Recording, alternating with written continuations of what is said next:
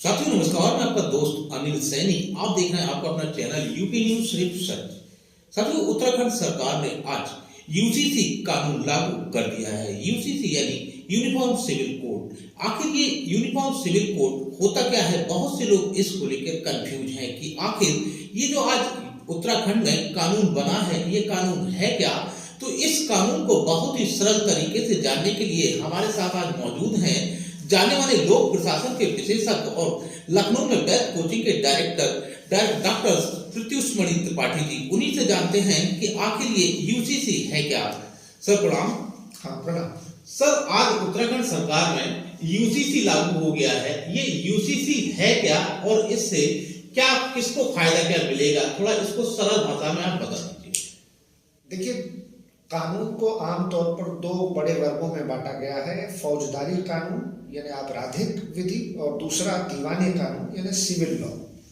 तो देश में हमारे आपराधिक कानून सबके लिए एक है। किसी का भी धर्म, मजहब, मत, पंथ, समुदाय कुछ भी हो, एक ही क्रिमिनल प्रोसीजर के तहत उनके ऊपर कार्रवाई होगी। लेकिन दीवानी कानून का एक छोटा सा हिस्सा है जिसको हम लोग पर्सनल लॉ या वैयक्तिक विधि कहते हैं, जिसमें शादी, विवाह, तलाक, उत्तराधिकार, गोद, संपत्ति का बंटवारा, वसीयत, इनसे जुड़े हुए मामले आते हैं।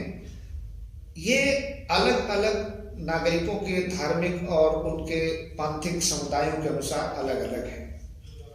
इसलिए हमारे देश में आज़ादी के बाद संविधान निर्माण के समय हमारे संविधान निर्माताओं ने संविधान के भाग 4 अनुच्छेद 44 में पार्ट 4 आर्टिकल 44 में यूनिफॉर्म सिविल कोड का प्रोविजन कर दिया कि जब धीरे धीरे चीजें सरकार के सक्षम हो जाएंगी और जो सांप्रदायिक बंटवारे के कारण, विभाजन के कारण हमारे देश में जो अभी तक दंगों का जख्म रिस रहा है वो धीरे धीरे बंद हो जाएगा।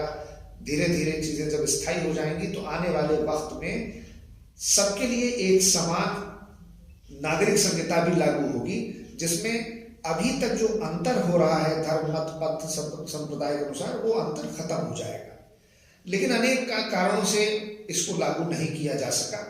हालांकि गोवा देश का एक ऐसा राज्य है जहां पुर्तगालियों के समय से ही बना हुआ यूनिफॉर्म सिविल कोड लागू था और वही आज़ादी के बाद जब 1962 में हमने गोवा को भारत में मिलाया तो वो कानून आज भी लागू बना रहा।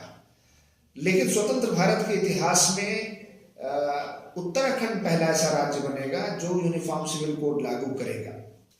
अब इसका विरोध इस बात पर किया जाता है कि यूनिफॉर्म सिविल कोड हमारे मजहबी मामलों में मदाखलात है और संविधान में दिए गए मौलिक अधिकार अनुच्छेद 25 से 28 में हमें धार्मिक स्वतंत्रता का मौलिक अधिकार मिला है, ये उसका उल्लंघन करता है। तीसरी बात यह है कि जो हमारे देश में बहुत सारी सांस्कृतिक विविधता है, सामाजिक विविधता है, बहुत सारे ऐसे ट्राइबल एरियाज हैं जिनके अपने कस्टम्स हैं, जिनकी अपने ट्रेडिशंस हैं, रूढ़ियाँ हैं, रीति रिवाज हैं, हमारे नॉर्थ ईस्ट के पार्ट हैं। तो वहाँ पर इसको लागू करना बहुत मुश्किल काम है और हम अपने कबीलाई संस्कृति को अगर संरक्षित और बचाना चाहते हैं तो हमें यूनिफॉर्म सिविल कोड नहीं लाना चाहिए। 95 उसके बाद सरला मुदगल बनाम भारत सन 1995, सायरा बानो का केस, ऐसे बहुत सारे मामले हैं जिसमें सुप्रीम कोर्ट ने यह कहा कि नहीं, देश में यूनिफॉर्म सिविल कोड होना चाहिए। जैसा सबके लिए एक क्रिमिनल कोड है वैसा ही सबके लिए एक सिविल कोड भी होना चाहिए और हमारे संविधान निर्माताओं की भी यही मंशा थी। दरअसल ऐसा अगर होता है तो ये महिलाओं के हक और अधिकारों की लड़ाई के लिए बेहतर होगा। जो महिलाओं के साथ गैर बराबरी और भेदभाव धर्म के नाम पर, संप्रदाय के नाम पर किया जाता है, उस पर रोक लगेगी। महिला सशक्तिकरण की दिशा में ये बड़ा कदम होगा। और मेरा तो ये मानना है कि यूनिफॉर्म सिविल कोड कोई रिलीजियस मैटर है ही नहीं, ये धार्मिक मजहबी मुद्दा है ही नहीं। इसको जानबूझकर बनाया गया है क्योंकि इसकी आड़ में महिलाओं को उनके अधिकारों से वंचित रखने की कोशिशें की जाती हैं। जब सबके लिए एक समान नागरिक संहिता लागू हो जाएगी तो महिलाओं को भी बराबरी का अधिकार होगा। जो लैंगिक असमानता है वो दूर की जा सकेगी और महिलाओं का सशक्तिकरण संभव हो सकेगा। महिलाओं को क्या क्या फायदा सर, किस तरीके से, इसको भी थोड़ा और विस्तार से समझा दीजिए, कैसे फायदा होगा? सबसे पहले उनको संपत्ति में, पैतृक संपत्ति में बराबर का अधिकार मिलेगा। दूसरा, मनमाने तौर तरीके से जो उनको गोद न लेने का अधिकार है, जो गोद नहीं ले सकती महिलाएं, या उनके साथ तलाक, विवाह संबंध विच्छेद करने का अधिकार है, जिसका दुरुपयोग होता है। हालांकि 2016 से ट्रिपल तलाक पर सुप्रीम कोर्ट के आदेश के बाद रोक लगाई गई और उस पर सरकार ने कानून भी बनाया।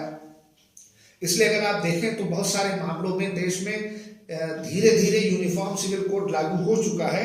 हालांकि 1954 में हिंदू स्पेशल मैरिज एक्ट बना था, लेकिन इस तरीके का कोई मैरिज एक्ट जो कि जनरल मैरिज एक्ट हो, जो हिंदू, मुस्लिम, सिख, ईसाई, जैन धर्म और बौद्ध, पारसी सब पर लागू हो, ये नहीं बन पाया। तो महिलाओं की 3-4 बड़ी समस्याएं हैं। पहली उनके विवाह से जुड़ी हुई, दूसरे उनके तलाक से जुड़ी हुई, तीसरे संपत्ति के, पैतृक संपत्ति के अधिकार से जुड़ी हुई, चौथे बच्चे के गोद लेने के अधिकार से जुड़ी हुई, और जो उनके साथ निकाह हलाला जैसी व्यवस्था की गई है उसको अगर देखा जाए तो इन तमाम कुरीतियों और बुराइयों को दूर किया जा सकता है अगर यूनिफॉर्म सिविल कोड लागू किया जाए। तो मैं समझता हूं कि हमारी उत्तराखंड सरकार का और धानी सरकार का ये एक प्रशंसनीय प्रयास है, जिससे कुछ प्रावधानों पर आपत्तियां जरूर हैं कि लिव इन रिलेशनशिप को लेकर के जो प्रोविजन किया गया है, जो वहाँ के ट्राइबल एरियाज हैं उनके लिए जो प्रोविजंस हैं, जो अगर दूसरे धर्म और मजहब के व्यक्ति, लड़के लड़की आपस में विवाह करते हैं तो उसमें परमिशन लेना जरूरी है। ऐसे बहुत सारे प्रोविजंस हैं जिनको लेकर ऑब्जेक्शन है, लेकिन जब आप एक कदम उठाते हैं तो धीरे धीरे उसमें जो विसंगतियां होती हैं, जो उसमें समस्याएं सामने आती हैं, जो बाद में अड़चने हैं या जिनको संरचनात्मक प्रकार्यात्मक बाधाएं, स्ट्रक्चरल फंक्शनल बॉटलनेक्स कहते हैं, प्रोविजनल इश्यूज होते हैं, वो धीरे धीरे दूर होंगे और उनके संशोधन किए जाएंगे और उनको बेहतर बनाया जाएगा। लेकिन मैं समझता हूँ कुल मिलाकर के सभी राज्यों को इस दिशा में एक सार्थक पहल करनी चाहिए।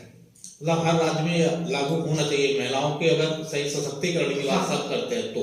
एक, महिला सशक्तिकरण के लिए, महिलाओं को और लैंगिक आधार पर भेदभाव को रोकने के लिए, और दूसरा जो हमारी समाज की विविधता है, जो सांस्कृतिक विविधता है, जो हमारे कबीलाई समाज हैं उनकी जो विशेषताएं हैं, धार्मिक और सामाजिक रीति रिवाज और परंपराएं हैं, उनका संरक्षण करते हुए अगर ऐसा किया जाता है तो एक स्वागत योग्य कदम होगा। तो जो सुना आपने, त्रिपाठी सर ने बताया कि किस तरीके से ये यूसीसी काम की चीज है और ये इससे महिलाओं को बहुत ही ज्यादा फायदा होगा। देखते रहिए यूपी न्यूज सिर्फ सच। तो यदि हमारी आप ये खबर चैनल यूट्यूब चैनल पर देख रहे हैं तो हमारा चैनल सब्सक्राइब करना ना भूलें, यूपी न्यूज सिर्फ सच। और अगर आप फेसबुक और इंस्टाग्राम पर देख रहे हैं तो उसको फॉलो भी करना ना भूलें। फॉलो करें उत्तम पुकार न्यूज।